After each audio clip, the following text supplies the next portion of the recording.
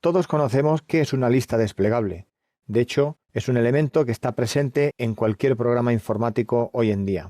En Excel no podría ser menos y también se pueden hacer listas desplegables.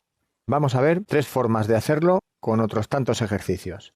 Empezamos con el primero y nos situamos en esta celda. La forma más sencilla de lista desplegable es la que está basada en unos ítems fijos.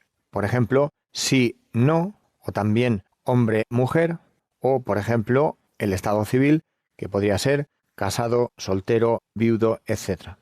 Las listas desplegables se pueden hacer desde validación de datos. Habiendo seleccionado esta celda, nos vamos a la ficha Datos y después dentro del grupo Herramientas de datos, Validación de datos.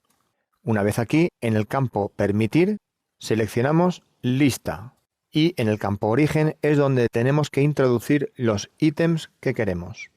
Además, hay que hacerlo sin comillas y separados por punto y coma. Vamos, por ejemplo, a poner hombre, punto y coma, mujer.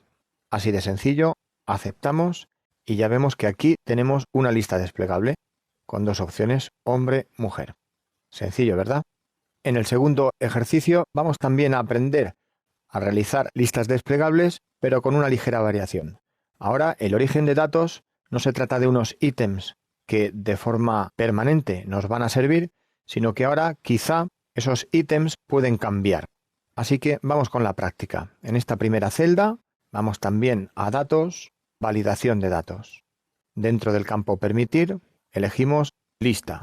Y ahora en Origen, a diferencia de antes, que lo que hemos hecho ha sido escribirlos directamente, ahora mediante el selector de rangos vamos a seleccionarlos.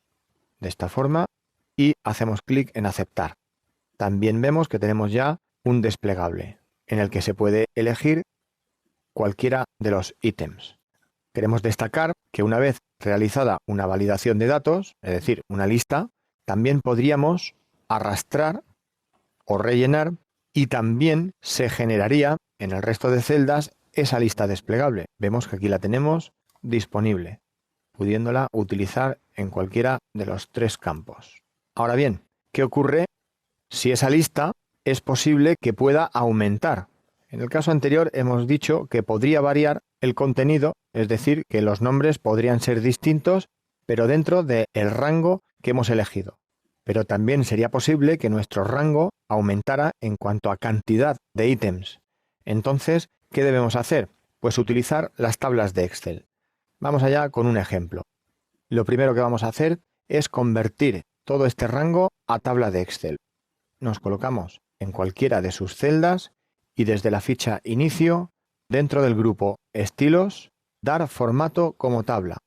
Elegimos cualquiera de los diseños, aceptamos la proposición si el rango coincide con lo que queremos y aceptamos. Esto ahora ya no son celdas de un rango normal, sino que es una tabla de Excel. Tiene una cierta entidad, de hecho, cuando está seleccionada tenemos una nueva ficha y también la posibilidad de darle un nombre, así como también tiene una serie de ventajas.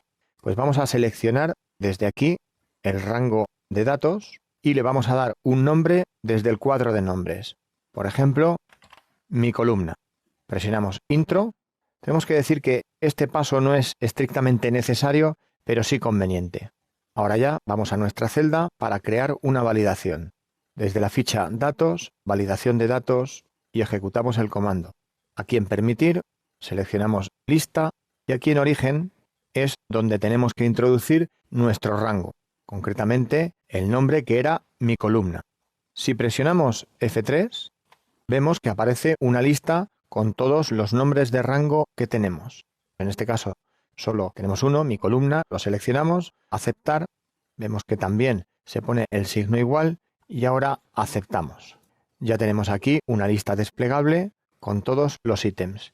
Pero lo bueno que tiene esta lista desplegable es que si creciera, por ejemplo, así, aquí en la lista desplegable veríamos que también aparece el nuevo ítem.